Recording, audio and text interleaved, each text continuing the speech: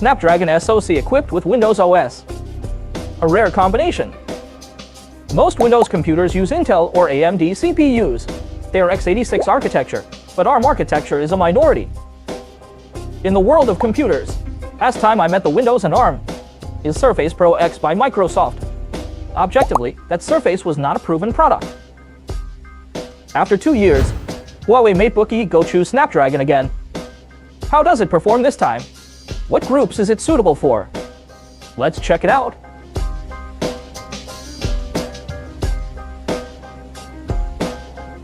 First thing first, specs. This is an advanced version. Snapdragon 8CX Gen 3 SoC. ARM v8 architecture.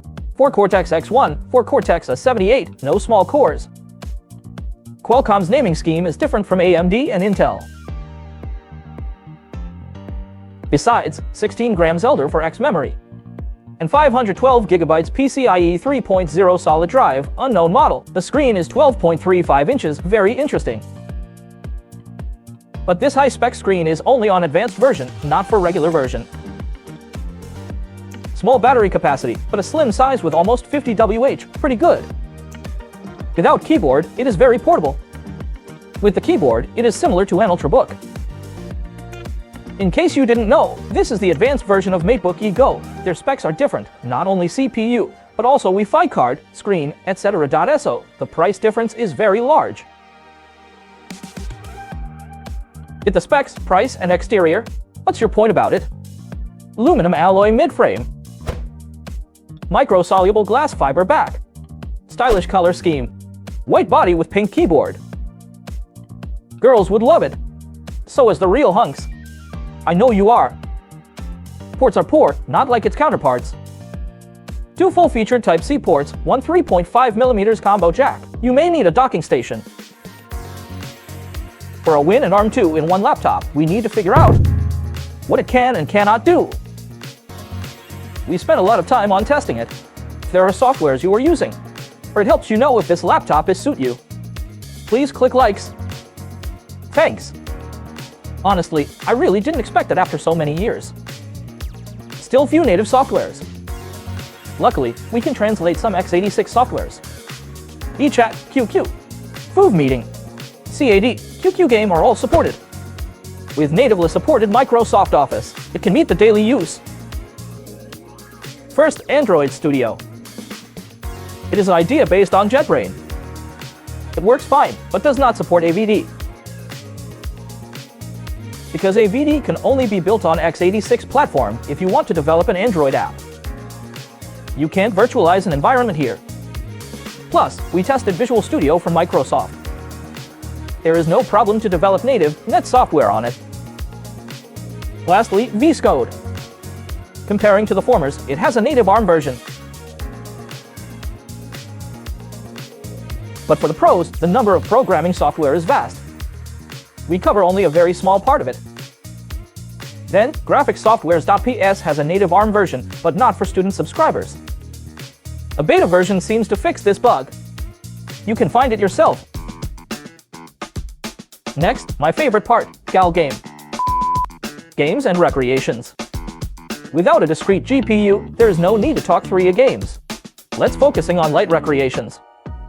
In a word, Win and ARM are not the same as they were yesterday, beyond my expectation.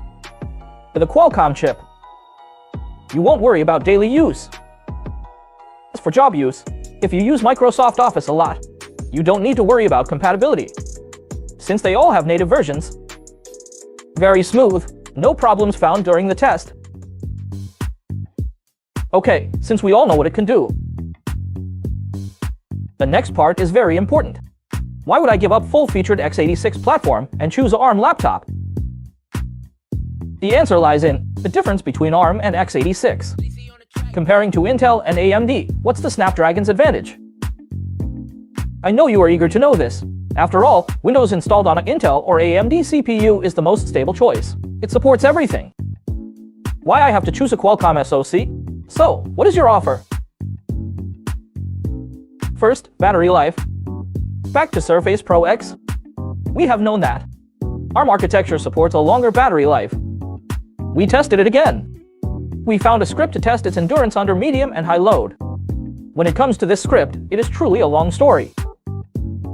Geek wrote this script in Python, but Python didn't have a Windows on ARM version before 3.1. We met tons of bugs when using the translated version. Thank goodness, 3.1 version supports native Huawei, but its full version will release next month. At last, we found Python 3.1 beta and finished this test. It lasted 5 hours and 37 minutes. Not eye-catching result, but with a 45.8 Wh battery, it is better than other x86 Ultrabooks. Look at this list. Not bad. Its rivals, Lenovo Duet, they shares an exterior and battery capacity, but Duet only lasted 4 hours and 37 minutes. Since they are from different architectures, it's just for reference. Besides battery life, the second selling point is development and compilation on ARM. You may know that, if you program for an ARM device only, you have to use a Linux system.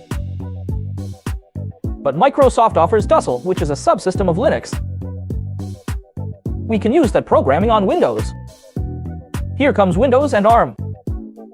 Native ARM version of Dussel. It is a good news for ARM programmers. What had to be done with the Raspberry Pi before can now perhaps be done on the MateBook E Go. Third selling point, not on this advanced version, but you can find it on regular version. Yes, 4 grams LTE network. Because regular version installed Snapdragon 8CX Gen 2. Advanced version installed Snapdragon 8CX Gen 3. Gen 2 supports 4 grams network, and Gen 3 doesn't. So you can only use 4 grams LTE network on a regular version. Hope you guys can understand. With 4 grams network, you won't need a router. I believe you can understand. More comfortable than the hotspot of your phone. Your phone will not heat up, just enjoy the 4 grams network. In addition to the above, we also tested other aspects as usual. MateBook E Go has a screen with P3 wide color gamut. Both color accuracy and color gamut is acceptable. As a Windows tablet, this screen is pretty good. For average Delta E, our result is slightly higher than Huawei's official rated value. Maybe ours is an engineering prototype. We also tested its performance. After all, it is a Snapdragon SoC. The Snapdragon 8CX Gen 3 computing platform. We are familiar with Gen 1 mobile platform. They are different platforms. 8 Gen 1 focuses on mobile phones, which are not good at heat dissipation. It values low consumption performance. Every watt has to be carefully calculated. But it is another story for Gen 3. Enough room for power consumption. Put aside performance in low consumption. If you use x86 as a comparison, 8 Gen 1 is a Core, 8 Gen 3 is a Xeon. This is just a positional comparison. The gap between ARM SoCs is not like that of x86. Next, let's zoom in the architecture. This is not from a smartphone SoC, but is a native design. It chose V8 architecture instead of V9. 4 Cortex-X1, 4 Cortex-A78, no small cores, 8 ML3 Che, some saying 5 nanometers LP. We tested this SoC. First, Cinebench R23 test. It is a translated version, since there's no native version. Significant performance loss after translation. Single core, 498. We need to consider compatibility, as most tests are run with the translated version. This result is still indicative. We tested its native performance in Geekbench 5 and compared it with cell phones. Single core, 1112, multi-core, 5760. Single core is normal, but multi-core is amazing. Follow closely behind MacBook. Strong member in ARM family, but it is not unexpected. Phone's SoC in a tablet. With enough room to heat dissipation, not surprising. As a 2-in-1 laptop, it has a unique advantage. The keyboard becomes an extension. No heat will transfer to the keyboard. I don't need to test the noise, no fan, no sound. After all the tests, I'm sure you have some takeaways. 3 pros and 3 cons for your reference.